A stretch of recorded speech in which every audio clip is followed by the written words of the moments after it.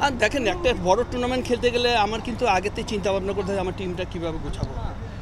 তারপর দেখেন যে অনেক নতুন প্লেয়ার নিচ্ছে বা পুরান প্লেয়ার বাদ দিচ্ছে, তা এমনকি এটা একটা ভালো, বাট তারপর দেখা যায় নতুন প্লেয়ার ওখানে কি পারফর্ম করে এটা সবথেকে বড় ইম্পর্টেন্ট। কারণ কি যেসব প্লেয়ার লং সময় আপনি দিয়ে গেছে আর এই টপ লেভেলের ক্রিকেটটা দেখা যায় যে ওরা কিন্তু ওখানে সেট হয়ে গেছে, বাট একটা ওখান থেকে সেট প্লেয়াররা যদি আপনি একটা ব্রেক দিয়ে দেন তাহলে ব্রেকের জায়গাটা আপনি পূরণ করতে পারবেন কিনা এটা বড় ইম্পর্টেন্ট।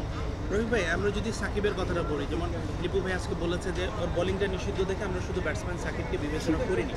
আপনি যদি ওয়ানডে দেখেন বাংলাদেশের থার্ড হাইয়েস্ট রান তার অ্যাভারেজে তামিম মুশফিকের চেয়েও তার অ্যাভারেজ ভালো, এবং আপনি যদি লাস্ট পারফরমেন্সও দেখেন এক বছরের, সেখানেও কিন্তু অ্যাভারেজে তিনি মুশফিক শান্তর পরপরই অবস্থান। আপনি দেখেন সাকিব কত বছর খেলেছে বাংলাদেশ টিমে, সেটাই আপনি তখনই হয় না সাকিব সারা দুনিয়ার ভিতরে এক নম্বর প্লেয়ার ছিল, আর এখন মানে ওই রিটায়ারের সময় এখন হচ্ছে ওই চাকিং বলে। তাই এতদিন আপনার আইসিসি কী করেছে, এতদিন আপনার বোর্ডের লোকজন কী করেছে?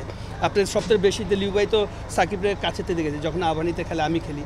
তা আমার কথা হলো সুতরাং এতদিন পর কেন আমার এই কথাটা উঠবে? তা আমার কথা হলো যে ওই যেটা বলতেছে চাকিং হচ্ছে, বাট ওইটার আমাকে আমি মনে করি কিছু না। ওটা দেখা যায় যে আমাদের সাথে কাজ করলে বা যারা এই টাইপের আছে দেখা যাচ্ছে আপনার 2 দিনের ভিতরে আমি এটা সমাধান করতে পারবো। আমাকে এটা কিছু না, মেন জিনিসটা যে আমাদের মেন্টালি কোন চিন্তা নিয়ে গেছে এটা হলো সবথেকে বড়।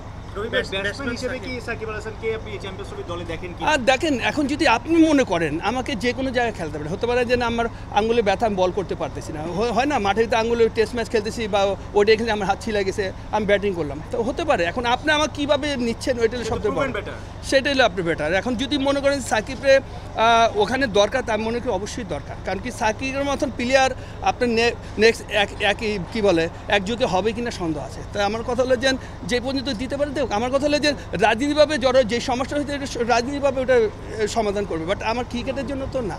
তো এটা মনে করি বাংলাদেশের জন্য খুবই ভবিষ্যতে খারাপ। 2019 বিশ্বকাপে 606 রান করেছিলেন, দুর্দান্ত ব্যাটিং করেছিলেন, 2টা সেঞ্চুরি।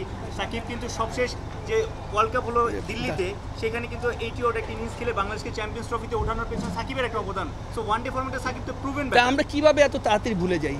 সাকিব কয়টা বিশ্বকাপ খেলেছে, বাংলাদেশের কয়টা প্লেয়ার খেলেছে, এটা আপনি আমাকে বলেন। তো এখন সাকিবটা কেন এই সমস্যাটা দাঁড়াচ্ছে? তাই নিশ্চয়ই তো এটা আমাদের তো এটা এই বাংলাদেশের প্লেয়ার সাকিবের যদি সমস্যা হয় তো সমস্যা কিন্তু আমাদের পুরো বাংলাদেশ টিমের, এটা কিন্তু বাংলাদেশ টিমেই ক্যারি করবে। আজকে সাকিব নাই টিমে তো হতাশা কিন্তু একটা থাকবে। তো সুতরাং এটা কিন্তু ওই করবে। তারপরে লিটন দেখেন একটা সিনিয়র প্লেয়ার, হতে পারে পারফর্ম হচ্ছে না কেন এটা আপনি বিসিবি তার সাথে আলাপ করতে পারে, বাট আমি মনে করি একবারে বাদ দেওয়াটা এটা উচিত ছিল না। কারণ কি এই লেভেলে কিন্তু আপনি দেখেন বিশ্বকাপ লেভেলে কিন্তু এই লিটন দাস কিন্তু অনেক রান করেছে। তা আমার কথা লিটনের মতন প্লেয়ারটা আপনি যদি একবারে বাদ দিয়ে দেন তাহলে দেখা যাচ্ছে ওর মেন্টাল তো এমনিই তো ডাউন, বাট আপনার দেখা যাচ্ছে আপনি গার্জিয়ান কাকে বলে, গার্জিয়ান আমার সময় যখন খারাপ যায় তখন আমার গার্জিয়ান আমার পাশে থাকবে, এখন দেখা যাচ্ছে যে ওর পাশে কেউ নাই। তা আমি মনে করি এটা কিন্তু একটা হতাশা।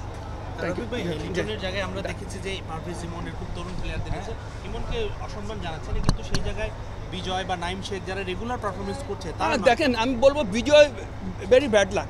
ওই কিন্তু আমি যখন আবাহনী ক্যাপ্টেন ছিলাম তখন তো বিজয়কে আমি চিনি, ওর মতন ট্যালেন্ট প্লেয়ার আপনি খুবই কম পাবেন।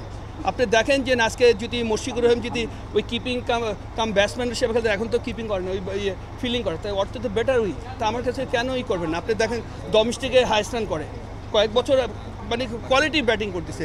আপনি দেখেন এই বিপিএলের মতন জায়গায় আসলে ভালো ক্রিকেট খেলতে। তা আমার কথা আপনার চয়েসটা কোথায় থাকবেন? এখন যদি আপনি আমাকে অন্য চোখে দেখেন তাহলে ক্রিকেটটা কিন্তু হবে না। আপনি ক্রিকেট যেভাবে আমরা আগাচ্ছি তাকে দেখা যায় অর্থ বেশি পিছিয়ে যাবে।